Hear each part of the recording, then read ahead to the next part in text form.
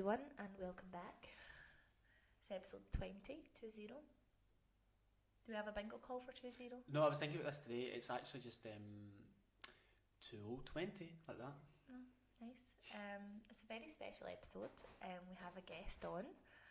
Only our second ever guest. We're very particular about who we obviously invite on the podcast, largely because no one wants to be on the podcast, but we'll brush past that. We have the lovely Matthew Weldon on the podcast today. Hiya.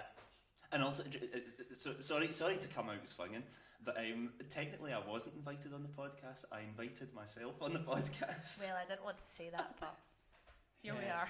We're actually, I think we were all actually under the influence when we agreed to have you on, and now we're just following through. No, well, the thing is, how long's this podcast been going for now? A year and a bit. A year and a bit. Okie doke. So, only 20 episodes in a year and a bit is actually quite pathetic, let's be honest. for approximately 11 months then, out of the past year and a bit, I have been haranguing Joseph to let me on. And then I saw Bethany for the first time in like 5 years last week, and within 5 minutes I'd asked to be in the podcast, and Bethany said to me, "Oh, Joseph never mentioned it." You didn't. What's that about? Did I not? No. I don't know, to be honest, like, a lot of people do ask me to come on the podcast, like, and I know that for a fact there are a couple of people who will pull me up once this episode's out that you're on the podcast, because they'll be like, well, I've been asked to do it on the podcast, and I'm like, well, it's our podcast. It's our ball. Yeah, but I wanted to No, come out it's- swinging and it's- find out what the beef was. There's no What's beef. good? There's no beef. I'm vegetarian. The moral of the story is, if you want to be on the podcast, ask me. Yeah, and make sure you've all had a few first. And listen, it's actually Bethany's podcast anyway, so I'm a guest technically. Yeah, I'm you just could a pass the recurring guest. message along. Stop saying that. What? It's actually really annoying when you say that. It's my podcast. Take some responsibility. It is, but this idea, this concept came to you in a dream. No, it did, yeah. Did it? Yeah, do you not know that story? No, She literally woke up in the middle of the night with this, like, what is it now? Like, echoing, like, through her consciousness. That's a weird... Yeah, I suppose when you put it Origins. like that, yeah. My dreams usually are like... No, I can't really talk about what my dreams are like. Okay, great. Just moving stuff on. Not that kind of podcast. So, Matthew went to school with Bethany and me as well, Bethany and I. And as he said, he's been eager to get on. And you'll have brought your own little Karen on? I have a litany of Karens that I've encountered in the past. But I've been told we're only recording for an hour, so maybe... Yeah, we'll see what makes the cut. Great, but how's everyone been? Because we actually all saw each other last Saturday. Or was that 2 Saturdays ago? That was last Saturday. Last Saturday I had a wee birthday shindig. I had a lovely time. Yeah, it was nice. I had a nice time as well. But a very Right. sad thing happened. What happened? Well, when I woke up on Sunday, I wasn't hungover, which, you know, is a good thing. But it's made me realise something really, really, really sad. I don't think I can drink wine anymore, because I drank gin all Saturday and I woke up with a hangover. Whereas usually, if I was as drunk as I was on Saturday, I'd wake up and feel absolutely stinking. But I felt fine, and it's made me realise that I just can't drink hack the wine. I can't hack the wine. But But I then- love wine. I love wine so much. Yeah, but you can enjoy a glass of it, like, in moderation, come on. I think, is wine not infamous for giving you really bad... I don't drink Yeah, wine. it does. It gives me... Has it not got, bad like, hangovers. nitrates or something in it? Or, like, is it preservative or something gives you a particularly bad headache? I don't care. I I've had maybe one night where I've shared like a couple of bottles of wine with somebody and felt absolutely Yeah. gubbed. But I the feel next day. gubbed when I'm wine drunk. It's like I don't even need to wait till the next morning. It's like I will be drunk on wine and be like, oh, I hate myself. It's I just know, a bit sickly, isn't I it? get like a lovely drunk on wine, and I love drinking it. People call that like wine mum, like a wine Yeah, mum. I get Wine like mum wine drunk. cheeks. Wine cheeks. But yeah, I'm just, like you said, I could probably have a glass or two, and that's it. Like, not like go out and share bottles of wine like I used to. No, okay. Well, I mean, I don't think that's a sad thing. I think that's positive, because now you know Yeah. where you've It's been growth. going wrong. It's growth. Yeah, it's personal development, I would say. I'm not ready to let it go. You don't have to. You're not allergic to wine. You can still have it in moderation. You just can't get. This is becoming more and more intervention. Yeah, after that first sip. Anyway, the party was a good time. Good tunes, good folk. I was the first one there. Matthew was the first one there. I actually didn't even recognise him when he came in for some, because he had a mask on obviously, and he had his hair in a fancy do. Glow up. It's like he had a bump it in. It was a sculpted up do. A quiff. But no, it was good. Good night had by all. Yeah, good night had. Anybody else been doing anything interesting? No. Like, your life lives, your social lives have revolved around me for the past 7 days. Pretty much, yeah. I think that was the first. I mean, that was certainly the first time in maybe like 4 years or something I've been to a club last week. Wow. I didn't like it. No, I didn't think you would. It's very scary. It's not you, is it? No, it's no. And the music is very. Well, that was quite a nice place we went to, because it was like it wasn't like dancey techno. It was like, you know, Arctic Monkeys or. Yeah, and it was large enough that I could find a corner that was relatively isolated and just sit with my hands over my ears and rock a wee bit. Right, God, right. You're not getting invited to the next dash. Yeah, good times. No, it was. It was. You're doing yourself a I'm disservice. exaggerating. Yeah, we were dancing together. Yeah, had a great time. We dance. We did the one. Bethany taught me my only dance move. That I know Macarena? No, it's point at someone, twirl around, and point at them again, and that's the only dance move I've got on my repertoire. That's giving me really big Dancing Queen vibes. Yeah, you can dance. Point with the left hand. Point with the right hand. Turn around and point it then again. Oh, you're not doing the movie version. There's a movie, and I'll show you. Right, another time.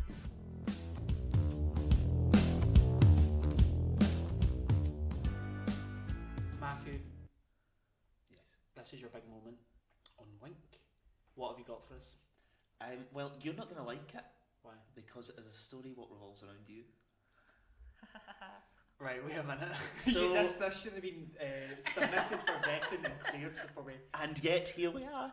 Well, as we've said, we were all pals in school and stuff like that. Yes. And on a completely unrelated note, in the year 2011, George Lucas re-released Star Wars Episode 1: The Phantom Menace in 3D. And Yeah. Oh my God, we were all there. there. Yeah, we all went there. It was the three of us and a colleague, Andrew, and we all went along to see The Phantom Menace in 3D. And if you've never seen The Phantom Menace, it's a rubbish movie. But 3D lightsabers and all that. Yeah. But the problem was that none of it was in 3D. I'll also to interject here, this is unrelated, but I hate 3D. I don't actually know why I went I there, only so want to watch hate 3D if I get to wear those wee cardboard specs with the blue in the Yeah. But we didn't in this, and hardly any of the movie was actually in 3D. It's obviously it's a post-processing conversion, so it doesn't really work. So it was rubbish. Right, you're getting too technical for me there. Right, okay. But anyway, we get towards the end of the film, and it's Qui-Gon Jinn, and it's versus Darth Maul, and it's and they're all in the front thing, and the projector cuts out. Oh my God, I remember. Yeah. Boo! Boo! The projector's cut out. So this goes on for ages. I think a person came into the cinema and like paused the film or something and was like, "I'll get it back. Working for you in a minute." And it was right. Okay, fine. Movie ends. Rubbish movie. Ended badly. The outside they're going, "Oh, we'll give you like free tickets or whatever to another movie." So we come out and we get down to the lobby.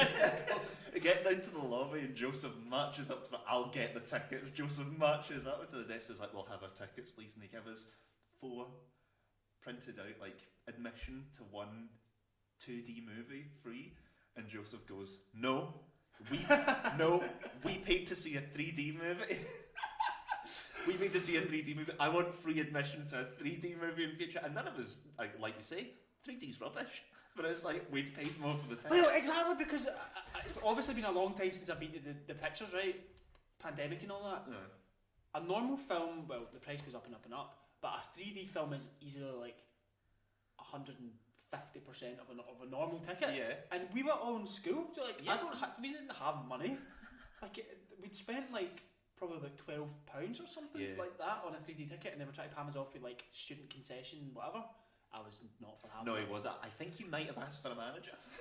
Shut up. I think you might have done, because I don't think they were willing to give us it. And they were like, "Well, we'll need to clear it with a manager," and you're like, "That's fine." I'll wait. I love that this story's resurfaced like 12 years later. Oh, I've been hanging on to it. Like, if they ever set up a podcast about, a specific type of moany person, I'm going to tell this story. Listen, I know, but like, I don't think I would have been rude about it. I think that's what distinguishes me from a Karen. I have the worst memory. I can't really remember this, so I remember it. I'm bowing out of. I know. I don't think you would have been rude, but I think you were. I think you knew your rights. You were curt. You were assertive. You were the other. Escalated. Yeah, escalated. And what does the N stand for again? No boundaries or something like that. No. No. It's your podcast. Neglect reason. I didn't do that. I thought it was quite reasonable to say, well, listen. Yeah, to be fair, but you know you. Wait till I got the papers about this. Well-known cinema chain rips off children.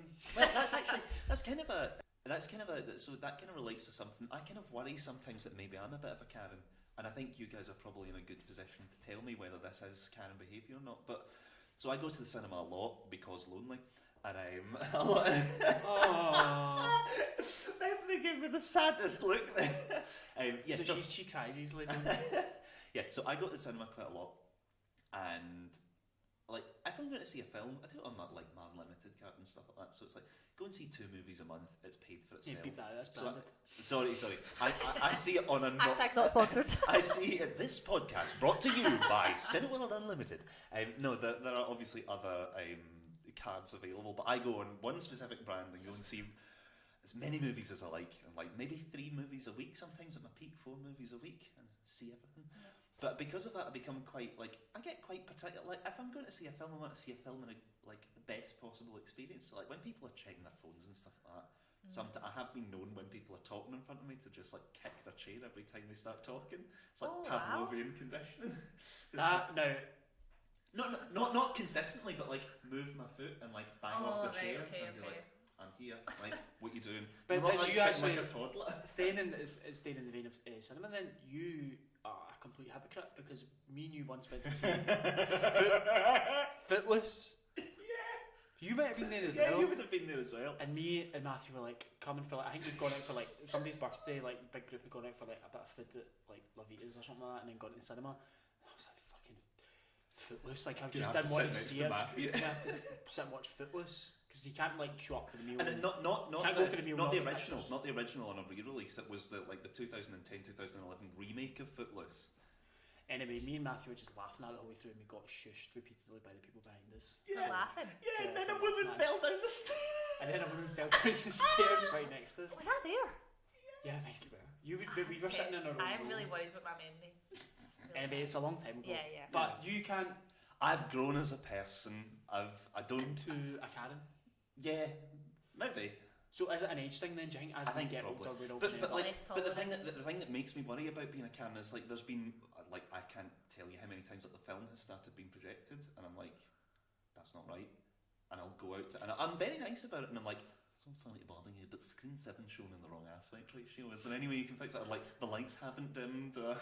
Like, there's no sound ones. I think that's fair. I think going out and saying, can you turn the sound on, please, is fair enough. Yeah, these things are fair. Like, I think that's not... I'm very polite. That's not Karenistic. Is it not? Right, okay, because that worries me sometimes.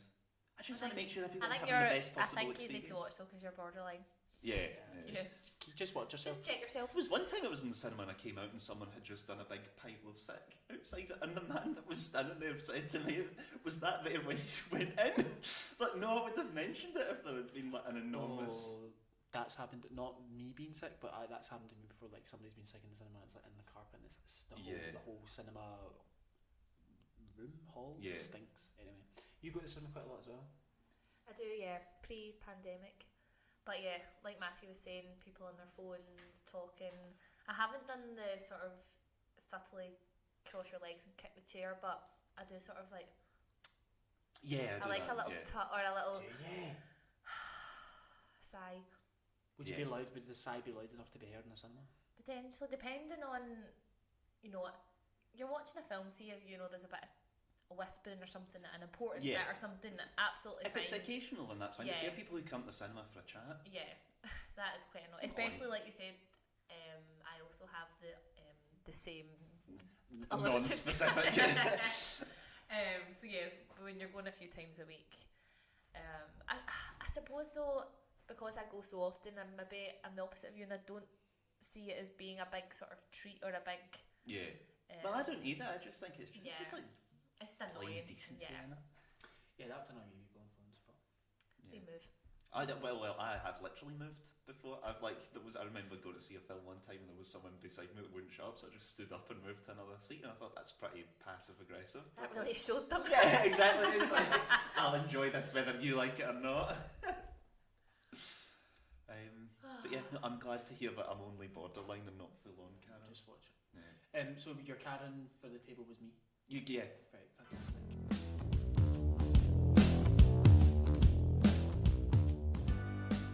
Today's actually a 2-year anniversary of quite a momentous pop culture Twitter moment. I know what this is going to be all of a sudden. Do you? Well, don't say anything. You can just say if you knew what it was. 2 years ago to the day, Colleen Rooney broke Twitter when she said it's ... Rebecca Vardy's account. Wagatha Christie. Do you remember that story? What a day. It was just amazing. Yeah, I remember coming out of work and seeing that on my phone. Now I don't think I've ever been so happy. But the thing is, everyone was so invested in the story. I was reading all these articles and trying to figure out what happened. I was so invested. It's in the that ingeniousness of the plot. So she made fake or private stories or something that she added her to and then leaked. But it wasn't even that. It was like she gradually whittled them down. She whittled down groups of people until it was just one person and the story was still getting out. It's just absolutely phenomenal. But why would you? I don't understand why you would. Yeah, I mean, we probably spoke about this before on the podcast. I don't know, I can't remember. But why would you do that? Why would you come out on Twitter and say that? Why would you not just speak to her and say, "Look, why have you been drama?" Doing this? Yeah, but that then makes it that leaves very little room for reconciliation because you've just humiliated somebody on social media. Reconciliation? Well, it's all about forgiveness, isn't it? I think. Well, I'm here for the drama. Yeah, I guess if you're really in the moment and you're really angry and upset, then you're not really thinking long term, are you? That's a good point, but. Again, it was a whole plot. This was the culmination of 6 months. I mean, tweeting it out to the right, public was maybe a more sort of dramatic and moment. And maybe she wasn't expecting the attention that it got. It was on the 6 o'clock news. No, it wasn't. It was. It was not on the news. It was on the news. I don't believe you. I think that's a big enough pop cultural thing to make it to the news. Rebecca Vardy has been stalking Colleen. Yeah. That's not news. And it was on BBC Breakfast. Yes. I still don't really know who Rebecca Vardy is. I just know she's Jamie Vardy's wife. I don't know who that is. He's a striker for Leicester. So, that's football. Yeah. Football. Okay. And Colleen Rooney is married to Wayne Rooney. Who was right. Yeah, I did know that. Yeah. I wonder if Wayne and Jamie speak. Anyway. Not for us plebs to know. No, and I'm so glad we're marking the important occasion of the 2 year Can we all just anniversary. observe a moment's silence? I think we should just cheers to that. That's just water, by the way. The Foley work that's going on in this To Rebecca production. Vardy's account. Yeah, I'm on Rebecca's side. Nah, not really. No. I mean, ultimately, She grasped I her don't pal. care. Allegedly. Save. Good save. Thank you. Yeah, ultimately, it's a very sort of inconsequential thing to get emotionally invested in. But I did for that day or those 2 days. It was Sometimes though it is just nice to get lost in a little bit of kind of theatre. trivial news. We're not talking about Brexit. We're not talking about that. But this was before Corona. But this was when all we had to really worry about was Trump, Brexit, Russia, in the good old days. So sometimes it is just nice to read a story like that and just get involved in absolute, nonsense. Nonsense. I am absolutely devastated that you've just referred to Brexit and Trump as the good old days. But we honestly don't know how good we had it. Yeah. Anyway.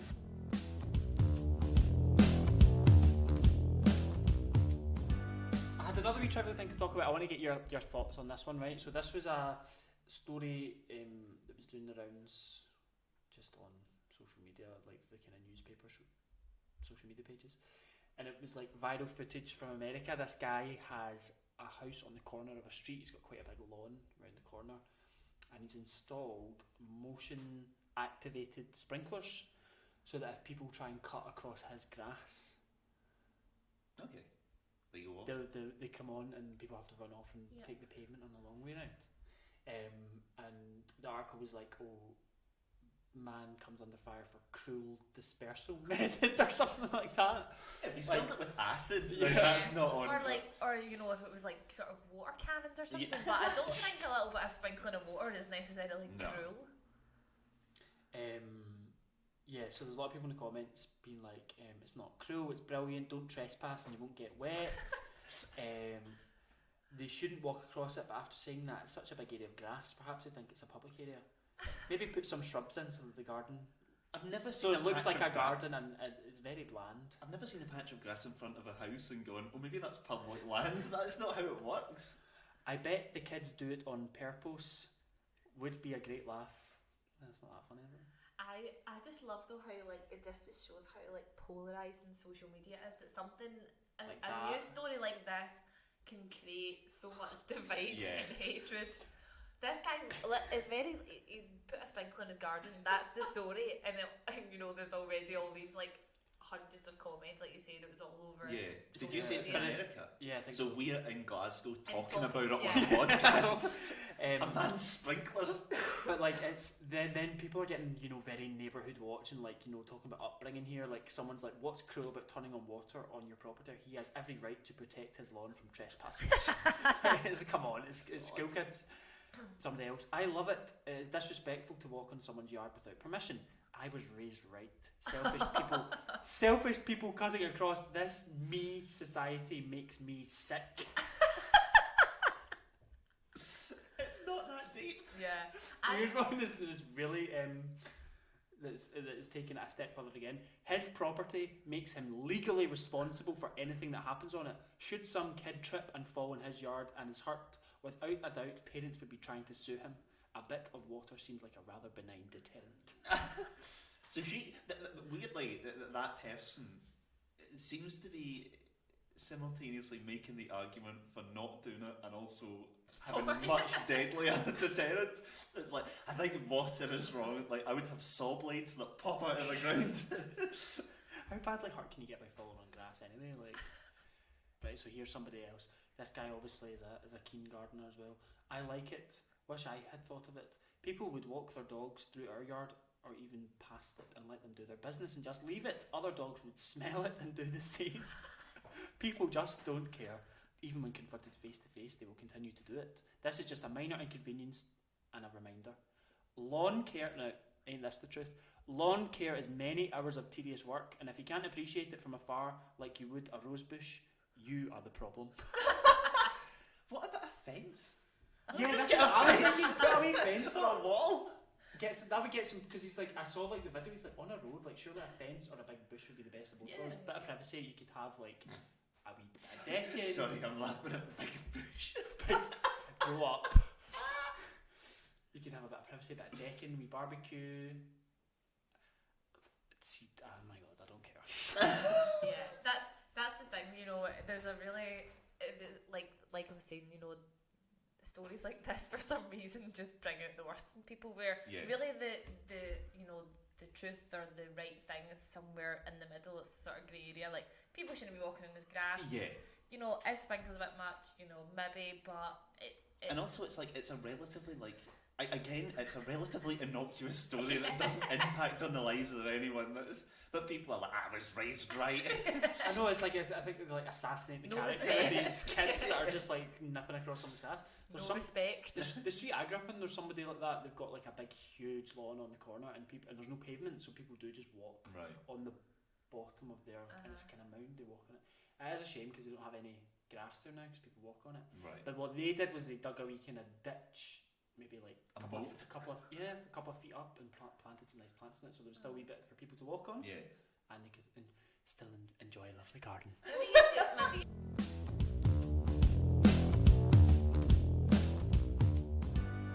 Right, Karen, please. Let's be having you. I think we'll do it the same as last week, where I've got a few comments and maybe we can pick Yeah, that's our favourite. Sorry, I've actually just noticed that Matthew's sitting with a bag of high heels. They're not mine. Oh yeah, I didn't bring they're them. actually from last Saturday. I've got 3 pairs of high heels there. Are you looking? No. Okay. What size though? Let me see. We've got a nude pair from Office. Oh, they'll be expensive. How do you ladies do that, by the way? Look at the angle of that. Look at that. It's not just ladies who wear high heels, Joseph. Come Sorry, on. how do Inclusivity. people do it? They are a size 39. That's a 6, my size. Not mine. We've got a chunky heel velvet. Well, they'll be a bit. It's from drag name. Chunky heel velvet. And you look a size 7. Nice. Is that fit you? Yeah, they would, yeah. 6 or 7. Oh, we've got a wee strappy number. Oh, a square toe MNG. Nice mango. Well, I'm glad we've got that out of the way. Okay, sorry, that just distracted me, but now we can go now. Okay, so I think we'll do it like we did last week. I've got a story and a few comments, and we can pick our favourite. I think I've already got mine, but we'll discuss. Okay. So the comments are under a story in the Daily Express. Don't think we've ever done the Daily Express before. Usually it's like the Sun, Daily Mail, all those sort of publications. A few magazines. It doesn't jump out at me. Maybe Yeah. not. Maybe this is a first. First time for everything. So it's a story about Strictly Come Dancing and the same-sex dance with Johannes and John, I forget his name, from Bake Off. John from Bake Off. John Waite? I don't know how you pronounce it. John Wayne? No. It's Johannes and... I've made a Victoria sponge cake. Their names are really not that important, but it's... We've gone full circle here. We did this Yeah. before. It was last year. It was the boxer Nicola Adams, but her time on Strictly was short-lived because of COVID. So the homophobic complaints and comments didn't They last never too really long got into because full they never swing. got into full swing. Yeah. They never really got going. It was a shame. They kind of. Yeah. So the same-sex couple from this year are 2 men, and as expected, the homophobes are emerging. So we've got some comments here. This one is from Ian. Hi Ian, thanks for writing in. That's our job. Typical BBC, trying to be politically correct at all times. Wouldn't be surprised if they've told them they'll win, so they get your money on them BBC corruption. Oh, I'm going to read that out. I don't know if that was him not making sense or Bethany stumbling. A bit of both. I'm going to read it again.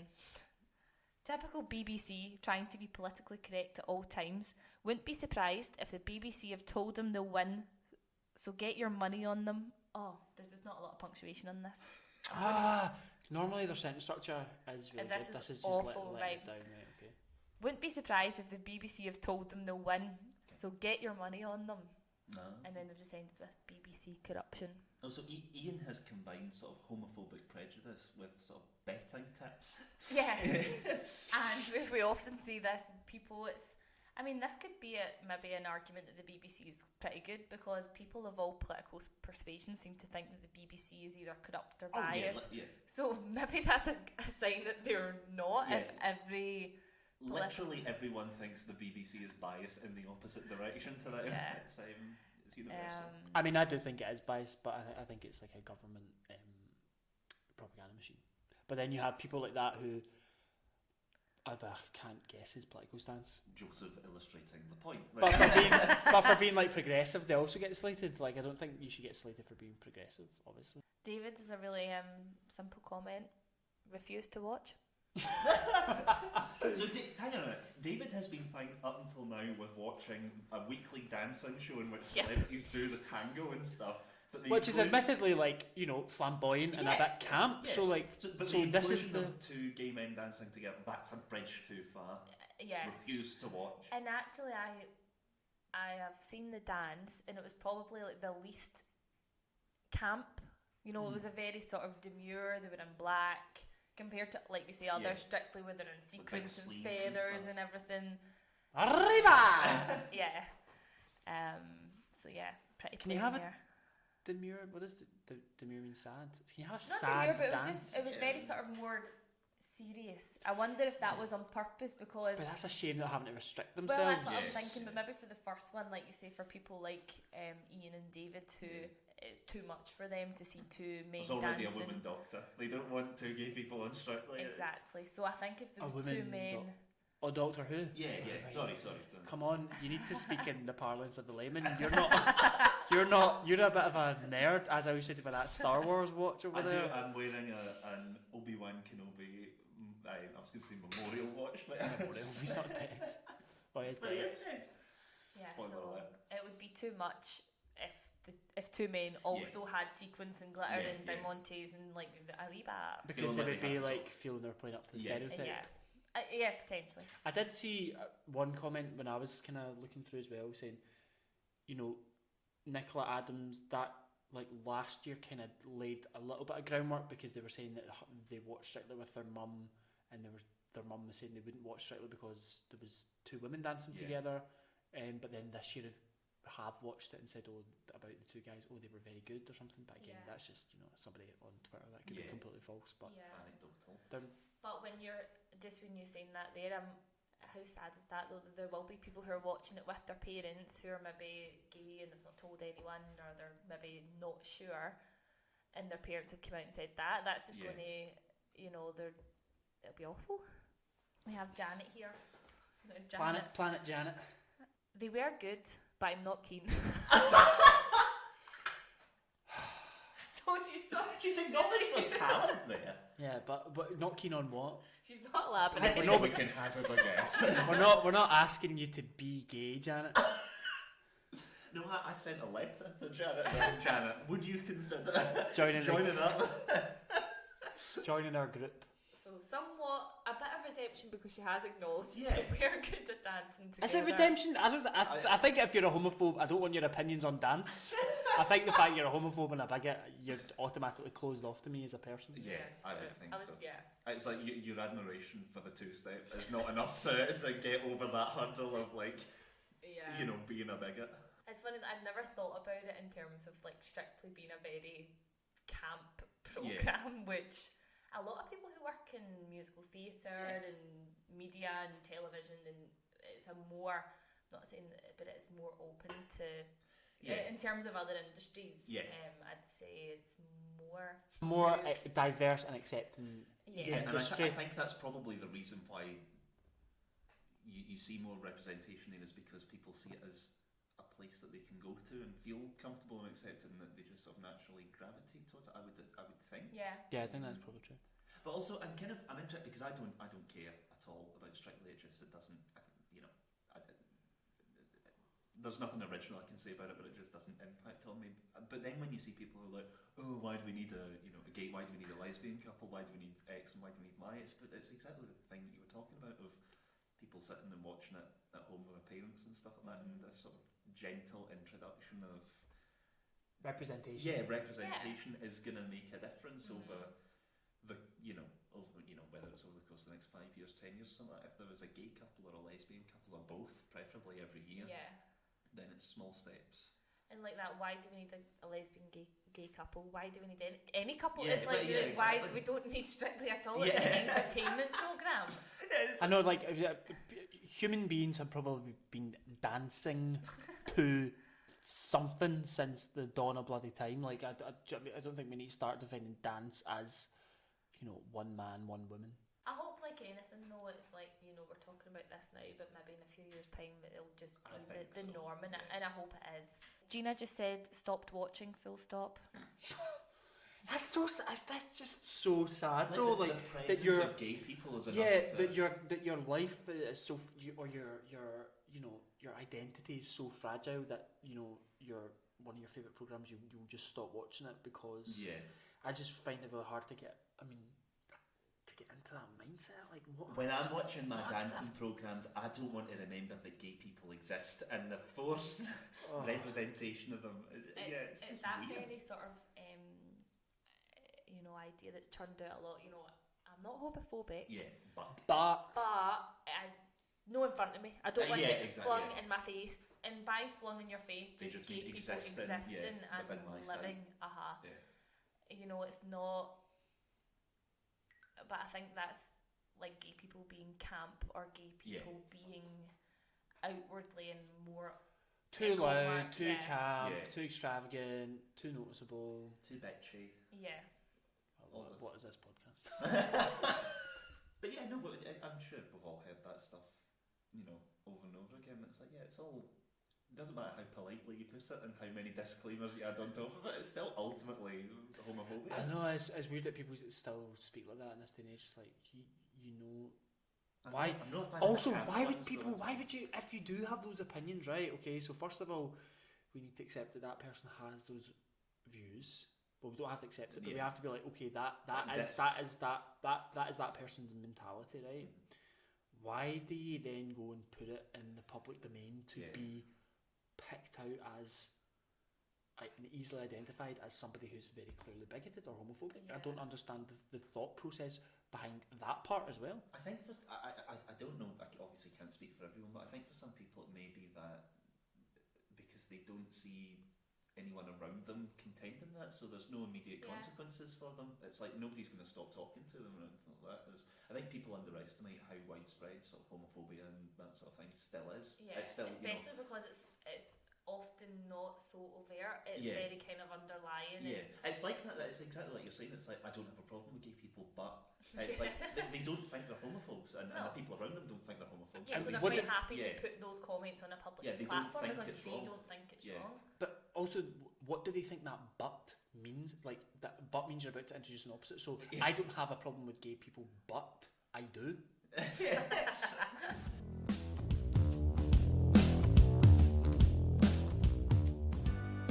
So we've got a few to choose from there.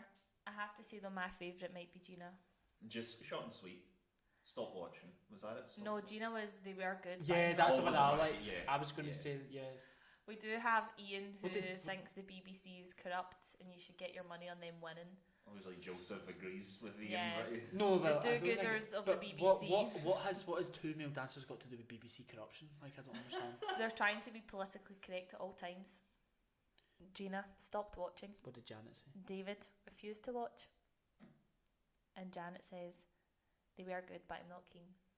I'm I going like for that. Janet I'm because good, she's yeah. like keen on what? Yeah. Do you know what? I'd love to ask her that question and watch her sort of try and work her way around it, not saying not keen on gays. Not keen on the two actual people as people, not keen on the concept, That not she keen didn't on like Bake Off? not keen Not on keen on not keen on gay people. Yeah, I think I have to go for Janet. Janet. Yeah. I think Yeah. we're all Well, it's congrats. Janet's planet and we're all living on it.